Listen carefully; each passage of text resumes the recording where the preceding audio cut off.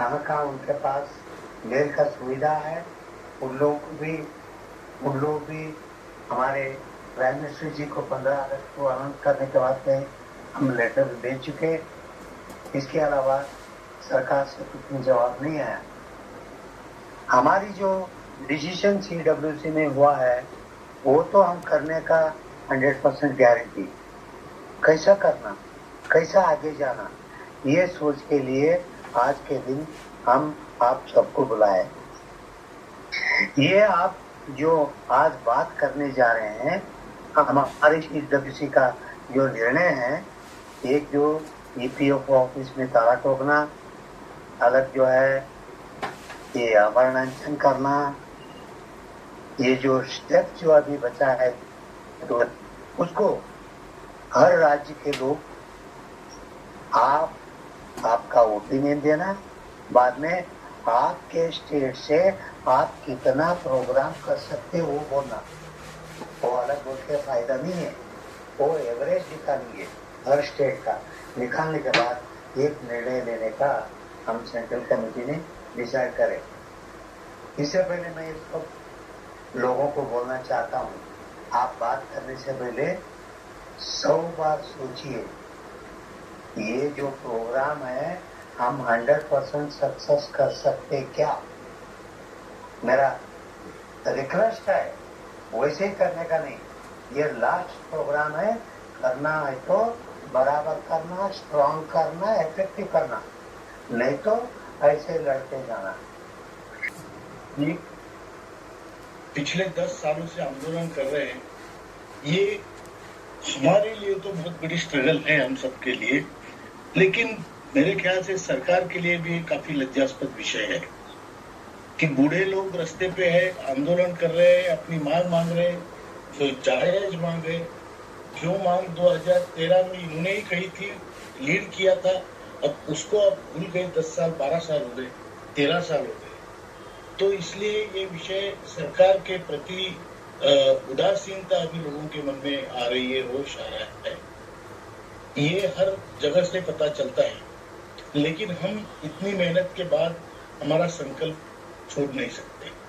हमें तो लड़ना ही है और हमारा हक लेके रहना है, इसमें कोई डाउट नहीं है। हमने कोशिश की कि हर बार की सरकार इस बार करेगी, उस बार करेगी, कई आंदोलन किए, लेकिन हमें जो यश प्राप्ति होनी चाहिए वो नहीं हुई। काम बड़ा है, प्रोग्रेस हुआ है, लेकिन उससे हमारा खाते में पैसा तो नहीं आता।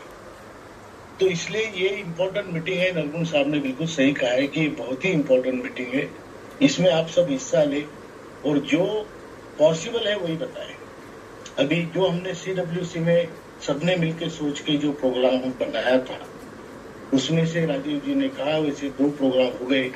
अभी हमारा शांतिपूर्ण आंदोलन का दौर खत्म हो चुका है 5 अगस्त को। अब इसके बाद जो भी आंदोलन होंगे, या तो ताला ठोको होगा, या आमरण अनशन होगा, या फिर उससे भी आगे जाएंगे।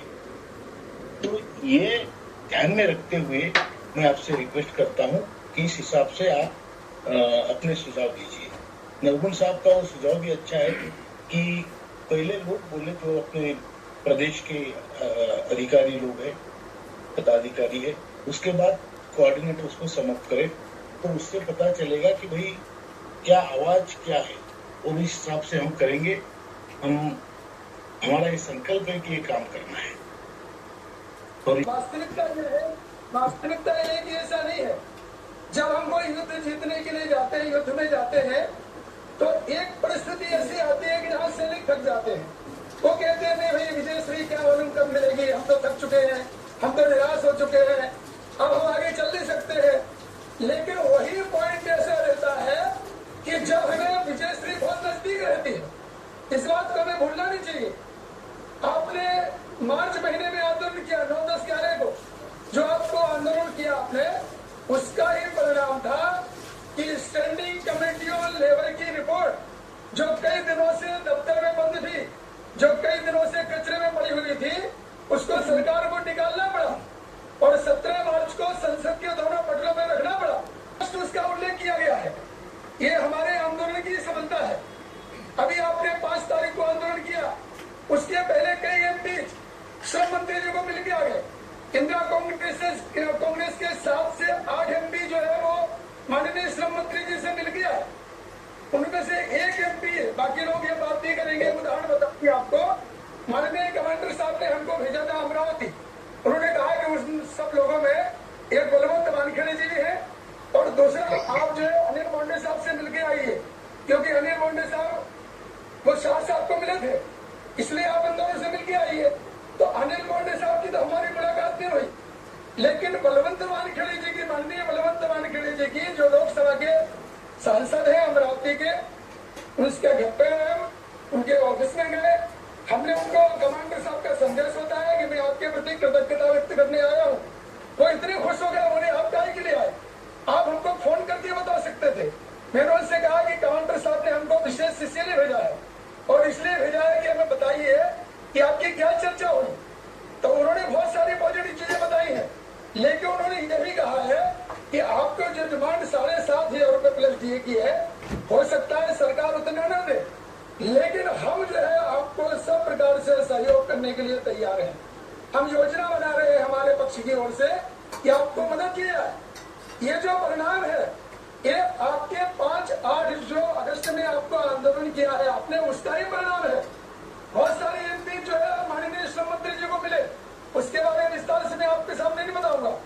तो ये हमारे आंदोलन का परिणाम है कि जो MP जो मिल रहे हैं, श्रम मंत्री से हो, वित्त मंत्री से मिल रहे हो, अपनी बात हुआ। कुछ MP जो है हमारे जो सुरक्षा के शुभचिंतक है, वो माननीय प्रधानमंत्री से मिले हैं।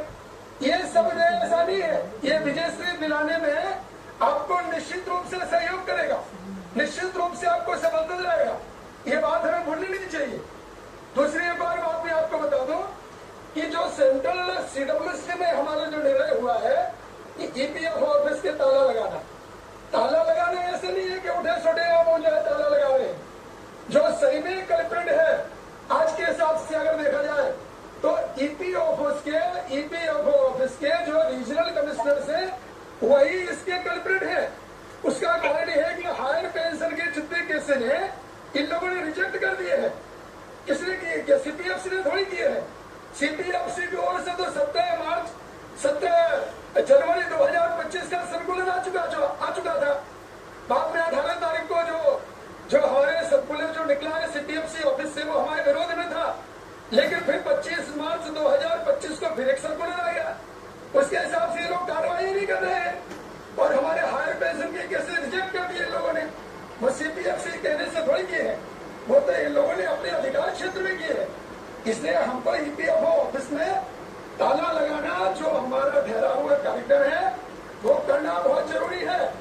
अगर आप जो है मिनिमम हायर पेंशन की बात करते हैं, इसलिए आपसे कहना चाहता हूँ इसको वहां से प्रोग्राम फैलाया गया, लेकिन जो आपने कहा उसकी भावनाओं उसके ऊपर विचार किया जाएगा। उसके ऊपर भी जब हम विचार करें, कमांडर साहब विचार करेंगे, मैं उनसे रिक्वेस्ट करता हूँ, हमारे जो टॉप लीड नेता है वो भी विचार करेंगे। लेकिन मैं आप एक और आपसे बात कहना चाहूंगा विशेष करके कि जिन एमपीज ने हमें मदद की है, जो हमें मदद करने के लिए तैयार है, इसी दौरान हम अपनी नोटिस जगह देंगे, जो भी है कमांडर साहब जैसे बताएंगे, जैसे अप्रूवल देंगे कि नोटिस कब की दी जाए। जल्दी नोटिस देना जरूरी है, ये भी सही है। सोए कमांडर साहब से हमारी बात हुई थी, उन्होंने कहा जल्दी नोटिस भेजिए। उसके लिए जो है आप सबकी अनुमति के लिए आज की मीटिंग है, तो हम नोटिस भी भेजेंगे। लेकिन उसी दरमियान ये जो कार्यक्रम है हमारे ठहरे हुए CWC के, वो हमको करने ही पड़ेंगे, वो बहुत आवश्यक है। सब चिंता मनन विचार करके वो निर्णय लिया गया है, ऐसे ही निर्णय लिया गया है। और इसके साथ में मैं आपसे रिक्वेस्ट करता हूँ, मेरी पर्सनल रिक्वेस्ट है कि हमको एमपीज को पार्टी बनाना ही पड़ेगा, क्योंकि आपकी बात प्रधानमंत्री तक पहुंचाने के लिए बहुत सारे लोग कोशिश कर रहे हैं और वो क्षण भी आ गया है। अभी 15 अगस्त को हमारा डिक्लेरेशन होगा, जो डेडलाइन कमांडर साहब ने दी थी कोई ऐसा नहीं था। एक जो है पूरे भारतवर्ष से मांग उठी और उसका विचार जो कमांडर साहब को बताया जो हो रहा था कि शायद प्रधानमंत्री जी घोषणा नहीं करेंगे, लेकिन आपको पता है मोदी जी की सरकार है, मोदी जी आश्चर्यचकित कर देते हैं सबको निर्णय लेते समय। हम लोगों ने कहा कि 15 अगस्त को करो, तो 15 अगस्त को क्यों करेंगे, हो सकता है आगे पीछे करें। तो हम आशावादी रहे और हमारे डिप्लोमेटिक एफर्ट्स भी हम चालू रखेंगे, वो हमको बंद नहीं करने हैं। और संगठन विस्तार के ऊपर भी हमको विचार करना पड़ेगा।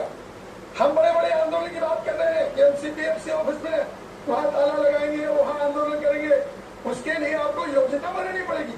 हर स्टेट के लोग जो है उसमें चेन में शामिल हो और इस प्रकार से हमको अलग अलग एप्लीकेशन देने पड़ेंगे। एक एप्लीकेशन जो है वहाँ मान्य नहीं होती है, उसको हमको पूरी योजनाबद्ध तरीके से करना पड़ेगा।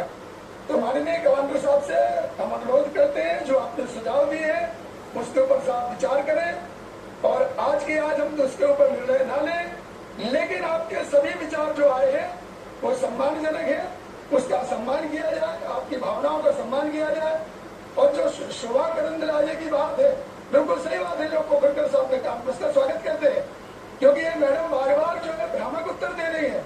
हमारे सेंट्रल टीम की ओर से कमांडर साहब के नेतृत्व में कमांडर साहब ने 2 या 3 पत्र लिखे हैं इस बारे में, उसका प्रोटेस्ट किया गया है, उसका जो है खेद व्यक्त किया गया है कि आप गलत इन्फॉर्मेशन दे रही है और शोभा करंदलाजे को पत्र लिखा गया है और बाद में मांडविया जी को ये पत्र लिखा गया है। ये जो करने लायक है वो कमांडर साहब के नेतृत्व में सब कुछ किया जा रहा है। हम जीतेंगे, निश्चित जीतेंगे। आप जो है ऐसा कोई मन में विचार ना लाए कि अभी तक जो हमने किया है ये ऐसे चला गया। मीटिंग में संख्या पूरी थी और जो सुझाव आए उसको सब हमने नोट किए हैं और उस पर ही विचार करके अच्छे निर्णय लेंगे जो सबके हित में होंगे। पहली बात तो ये है कि आंदोलन अभी तीव्र होगा, इसमें कोई शंका नहीं है। जो CWC में निश्चित हुआ है वो हम उसको संकल्प बना के चलेंगे और पूरी तरह से इस आंदोलन को तीव्र करेंगे, चाहे वो ताला ठोको हो, चाहे वो शोभा करंदलाजे के यहाँ पे जाना हो और वहाँ प्रदर्शन करना हो, चाहे वो CPFC में हो, जहाँ भी जो भी होगा, जो भी निर्णय होंगे, सबके सजेशन को एक तरीके से सोच के समझ के फिर लिया जाएगा। और निराश होने की बात ही नहीं है, हम लड़ने वाले हैं, 10 साल से लड़ रहे हैं, अभी तो आखिरी मौका है, उसमें हम झुकेंगे नहीं, थकेंगे नहीं, रुकेंगे नहीं।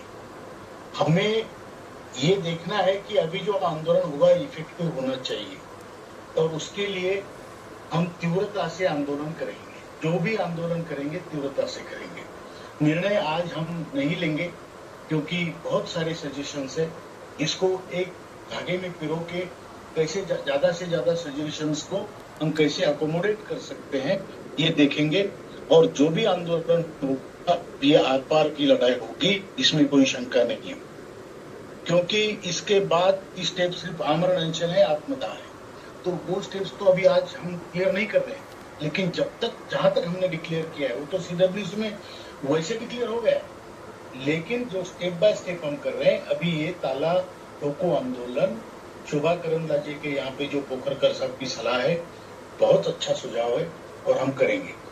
और इसके अलावा भी कुछ होगा तो उसमें करेंगे, लिखेंगे और चर्चा करने के बाद इसका फाइनल डिसीजन होगा और आप सभी को उसमें संतुष्टि होगी।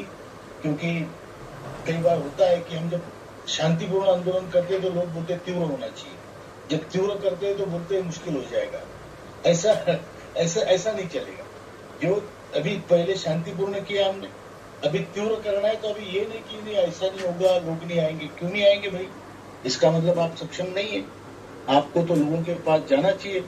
और ये भी बात सच है, किसी ने कहा है, वहां के अप्पा ने कहा है, पोखरकर साहब ने कहा है कि अगर आंदोलन है तो उसके बीच में कुछ नोटिस जाएगी तो कुछ समय आपको मिलेगा ही, और उस समय तक लोगों को जागरूक करके उनको इकट्ठा करने के लिए घूमना पड़ता है। एक जगह बैठ के आप आंदोलन नहीं कर सकते।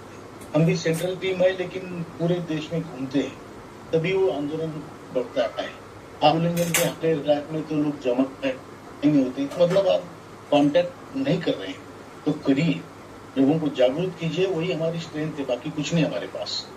इतना ही कहता हूँ। सभी को बहुत बहुत धन्यवाद, बहुत अच्छे सुझाव आए और आप सभी को आने वाले समय के लिए बहुत बहुत शुभकामनाएं। धन्यवाद। जय हिंद।